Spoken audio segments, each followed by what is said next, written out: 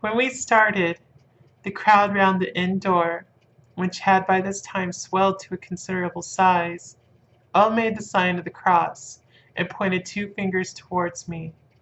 With some difficulty, I got a fellow passenger to tell me what they meant. He would not answer at first, but on learning that I was English, he explained that it was a charm or guard against the evil eye. This is not very pleasant for me, just starting for an unknown place to meet an unknown man, but everyone seemed so kind-hearted and so sorrowful and so sympathetic that I could not be but touched.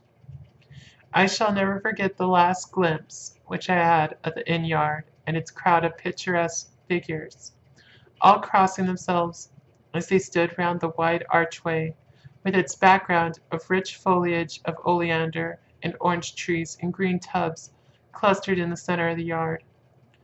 Then our driver, whose wide linen drawers covered the whole front of the box seat, Goetze they called him, cracked his big whip over his four small horses, which ran abreast, and we set off on our journey.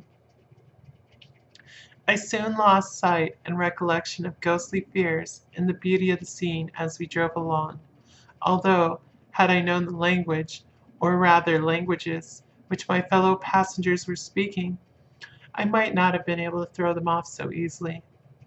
Before us lay a green sloping land full of forest and woods, with here and there steep hills, crowned with clumps of trees or with farmhouses, the blank gable end to the road.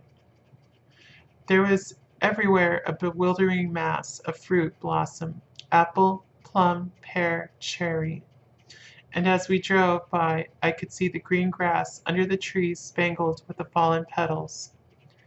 In and out amongst these green hills of what they call here the Middle Land ran the road, losing itself as it swept round the grassy curve, or was shut out by the straggling ends of pine woods, which here and there ran down the hillsides like tongues of flame.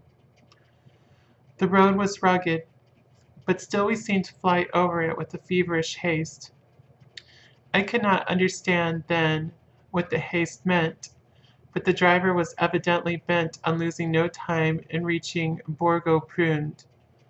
I was told that this road is in summer time excellent, but that it had not been yet put in order after the winter snows.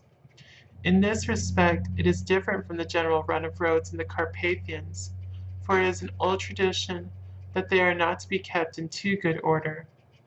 Of old, the hospodars would not repair them, lest the Turks should think that they were preparing to bring in foreign troops, and so hasten the war which was always really at loading point.